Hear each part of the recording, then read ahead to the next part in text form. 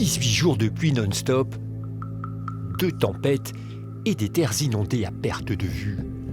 Le marais Poitevin vient de frôler ses plus hauts niveaux de 1982 et 1995. Actuellement, on est à 30 cm en dessous de ces niveaux-là, mais effectivement, c'est exceptionnel. Rien d'anormal dans cette partie du marais dite mouillée. Elle a été créée pour contenir les inondations et protéger les cultures du marais desséché. Ce qui l'est moins, en revanche, c'est l'intensité du phénomène. 330 mm de tombée en 18 jours, c'est vraiment un record.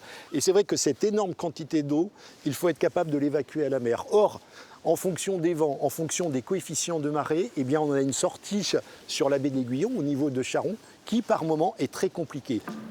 Problème, depuis une quarantaine d'années, la montée du niveau des océans ralentit l'écoulement du marais vers la mer.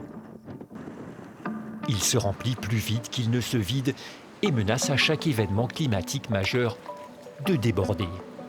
Le risque est que l'eau du marais mouillé passe au-dessus des têtes de digue et s'en aille dans le marais desséché. Un phénomène appelé la surverse. Avec le temps, les digues qui assurent l'étanchéité entre les deux marais se sont tassées.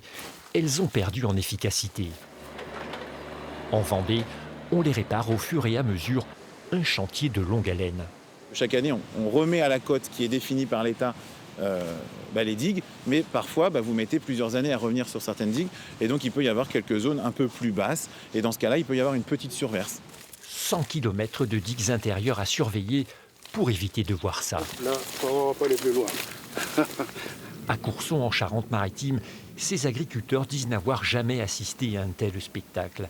À eux deux, ils totalisent 300 hectares de terres cultivables noyées en plein marais desséché. Ça ne nous était jamais arrivé, donc voilà. Habituellement, on a du blé de semer et pour l'instant, on attend et je pense qu'on n'en semera pas cette année. L'année prochaine, on risque de ne pas avoir de paille du tout et où en trouver maintenant. Et oui, c'est une inquiétude. Un marais Poitevin chahuté est confronté à un autre problème, son entretien. Et regardez les branches de frêne, là, elles sont énormes, parce que là, ce sont des frênes qui n'ont pas été coupées depuis au moins une trentaine d'années. Hein. Et quand il y a du vent, le vent leur renverse tout ça. Et tout ça, ça vient, encombrer les conches, encombrer les circuits, les voies d'eau. Et lorsqu'il y a de l'eau comme en ce moment, elle ne s'évacue pas bien. Ah ben oui, mais ça, c'est le danger. Hein. L'État prend en charge l'entretien de la partie publique. Le reste incombe aux propriétaires de parcelles et aux syndicats. Problème, ils disent ne plus en avoir les moyens.